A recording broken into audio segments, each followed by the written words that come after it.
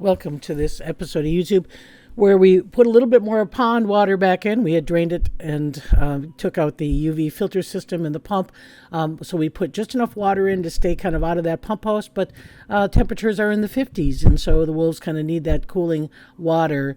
We are seeing a lot of kind of excited fall behavior, specifically Kaz and Rika doing a lot of chasing, a lot of social behavior. You can see Rika doing what we call an invite chase. She goes down into a play bow and that then follows with this kind of springing action to run away, inviting Kaz to chase her through the den. So those two have their moments more often than not, but we do see Blackstone joining the activity as well. So it's been a very calm pack this year. Of course, we have not had any snow. We've had temperatures down in the 20s, but we did have a visitor that resulted in another kind of chasing. A skunk came into the enclosure, probably under the gates on Tuesday, and you can see it kind of just wandering around, possibly looking for food resources. Hard to say what the skunk was up to, but you see the eyes that are on the back side of the enclosure. That is Kaz, who spots the skunk and stalks the skunk. Skunk is oblivious to Kaz being there.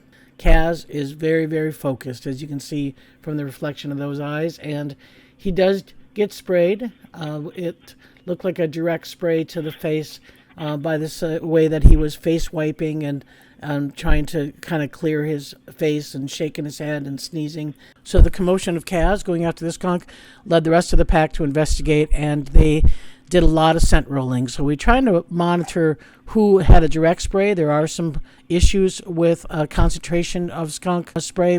We also did take the skunk and test it for rabies. Even though our pack is vaccinated for rabies and distemper, we definitely want to err on the side of caution and make sure that this animal wasn't sick and causing it to act a little bit abnormal coming into the enclosure. So by the morning wolf care, when we went in to go retrieve the skunk and send it in for testing, a immature bald eagle and several ravens were already feeding on that skunk. So definitely the circle of life here at the International Wolf Center. Of course, after editing the YouTube, it's saying the pack was pretty calm. We had a little noise up in the woods around 10:30 this morning, and it resulted in Kaz getting a bite wound on his left wrist. So front left wrist is feeling a little bit poorly. It's not a complete puncture. It just probably kind of hit the tendon, but it appeared to be he and Grayson and possibly Rika.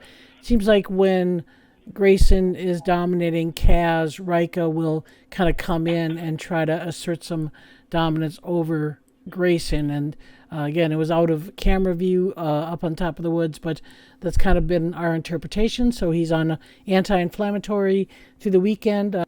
So we're hoping the afternoon of hanging out under the eaves with Rika will give him a little bit of relief. Thanks for watching.